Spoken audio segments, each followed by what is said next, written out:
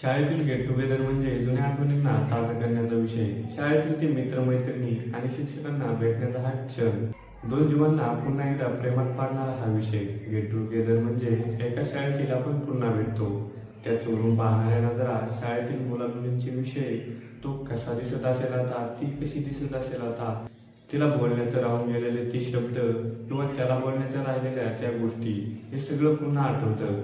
तसाच एक प्रकार तेलंगणामध्ये घडला. तो आणि ती गेट टुगेदरमध्ये पुन्हा एकदा भेटले. पुन्हा त्यांच्या जुन्या आठवणी जाग्या झाल्या.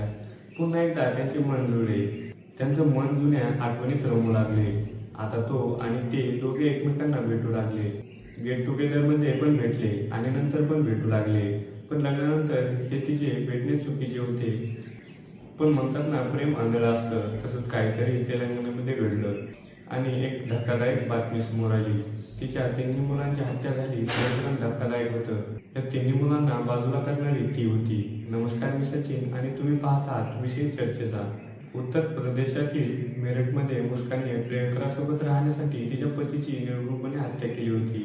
या घटनेने संपूर्ण देश हादरून गेला होता. त्यानंतर आता तेलंगणामध्ये वर्गमित्र आणि प्रियकरासोबत राहण्यासाठी एका महिलेने तिच्या 3 मुलांची हत्या केल्याचा हादरादायक प्रकरण समोर आला आहे.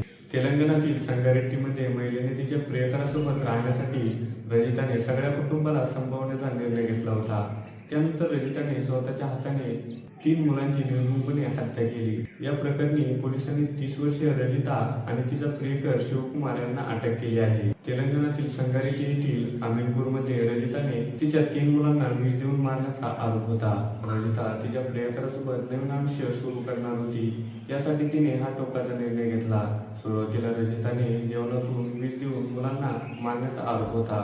रजिताचा पतीलाही संपवण्याचा डाव होता. मात्र त्याने जेवण न केल्याने तो वाचला. मात्र तपासादरम्यान रजिताने स्वतःच्या मुलांना गळा दाबल्याची कबुली दिली. पोलिसांनी दिलेल्या माहितीनुसार आरोपी शिवकुमार आणि रजिता काही दिवसापूर्वी शाळेच्या गेट टुगेदरमध्ये भेटले होते. रजिता आणि चिन्मय्या यांचे लग्न 2013 मध्ये झाले.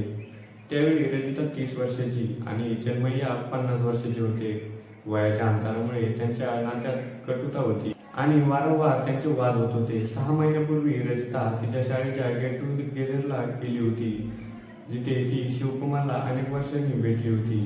त्यांच्या जुन्या आठवणी पुन्हा जाग्या झाल्या आणि त्यांचे प्रेम पुन्हा जिवंत झाले. दोघांमधील नाते इतके घट्ट झाले की त्यांनी लग्न करण्याचा निर्णय घेतला आणि नवीन जीवनाला सुरुवात करण्यासाठी रजिताने तिच्या मुलांनाही मार्गावरून हटवले. शिवाने सोबत राहण्यासाठी रजिताला तुला मुलांपासून वेगळं व्हावे लागेल, तरच तुझ्याशी लग्न करेल असे सांगितले होते. हे ऐकल्यानंतर रजिताने तिच्या मुलांना आणि पतीला मारण्याचा कट रचायला सुरुवात केली.